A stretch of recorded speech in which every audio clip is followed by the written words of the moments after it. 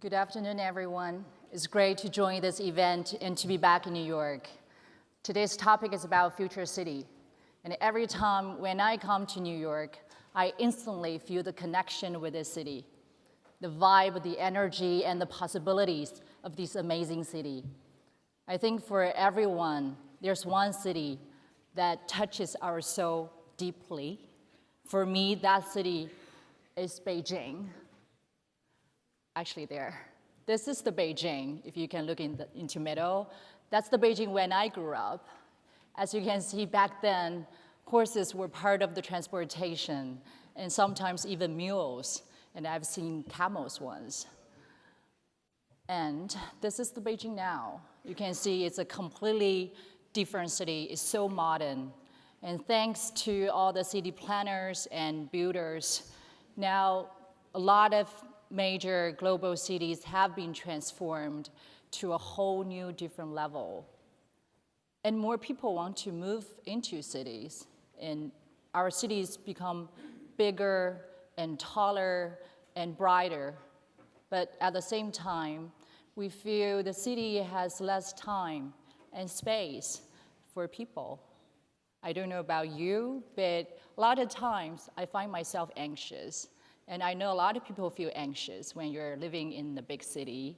We feel we got stuck in some jammed road even when there's no UN event. And we feel anxious when we watch our kids playing in polluted air.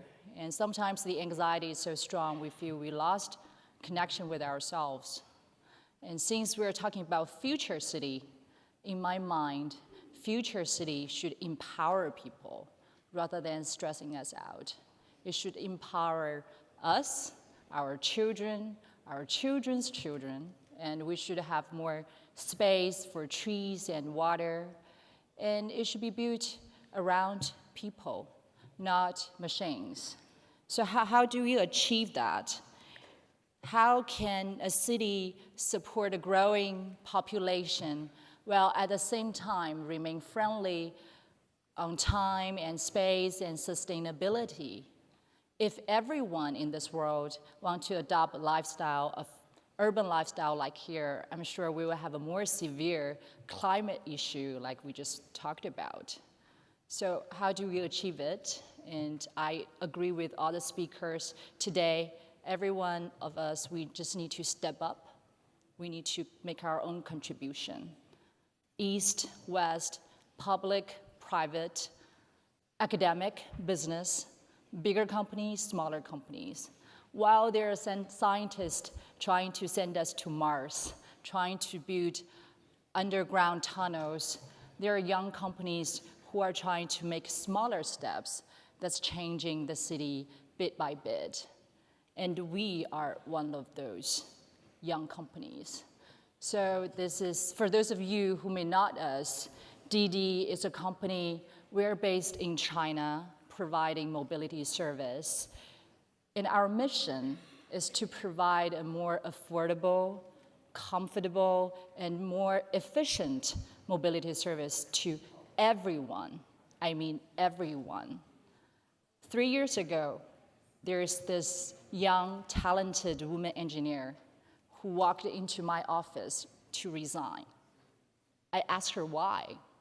She said she absolutely loved the job, but because she recently got pregnant, she just cannot afford to spend 3 hours every day switching between buses and subways. The commute was killing her. Cases like that are our motivations. There are 800 million urban Chinese that travel 1.4 billion times every day. And you can imagine there are a lot of cases like this. And in our view, nobody should give up their dream because of a commute issue. However, we do have another issue in China, which is car ownership. Car ownership just cannot grow higher. It's not like here in the States. In China, we do not have enough space for more cars.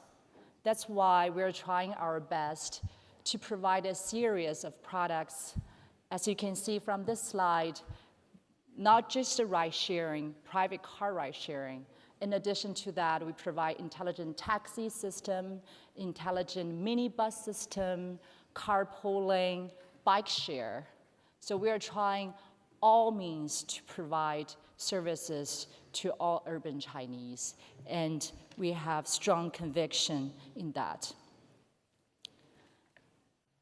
25 million rides take place on Didi every day, which is twice as many as the other markets add up worldwide. And we see very encouraging results coming out of these efforts. There are 17 million drivers that earn income from Didi's platform last year. 20 cities are working with us to completely redesign their traffic signal and vehicle lanes. And in the test zone, as you can see, we've already seen congestion time reduced by 20 to 40% after only 3 months of work. And also, the deep learning technology allow us to put more people into fewer cars. So 4 million passengers use our carpool products every day, and that alone takes away millions of tons of carbon emission every year off the road. And technology also saves lives. Globally, the road mortality rate is 1.6 deaths per 100 million miles, 1.6. And by adopting the new safe drive technology on Didi's platform, that number got lowered to 0.6 per 100 million miles. And lastly, it's the whole rideshare network is completely redefining the car industry. The next generation of cars will become greener. As a matter of fact, we are already running the largest electric vehicle fleet worldwide, and the number is growing very, very strong. But this is just the beginning, and we know how massive, how difficult this problem we're all facing together. That's why we remind ourselves every day we need to work harder, and we need to collaborate with as many people as possible. That's why we have invested in 7 leading players around the globe in rideshare industry, from Southeast Asia to Middle East, from Europe to Latin America to United States. And we believe in sharing.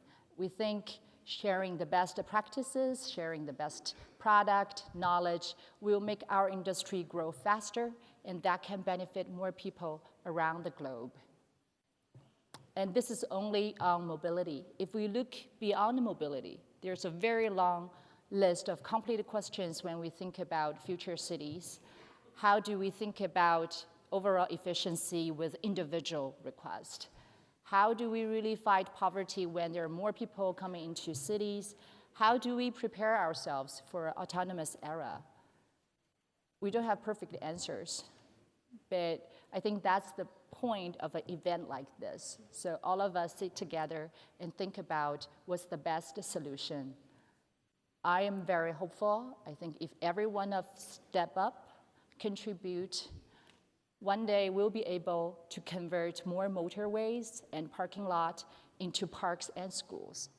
And one day we may find inner peace, even living in the busiest city in this world. And one day we will give cities back to people. And I look forward to working toward that direction with you all. Thank you very much.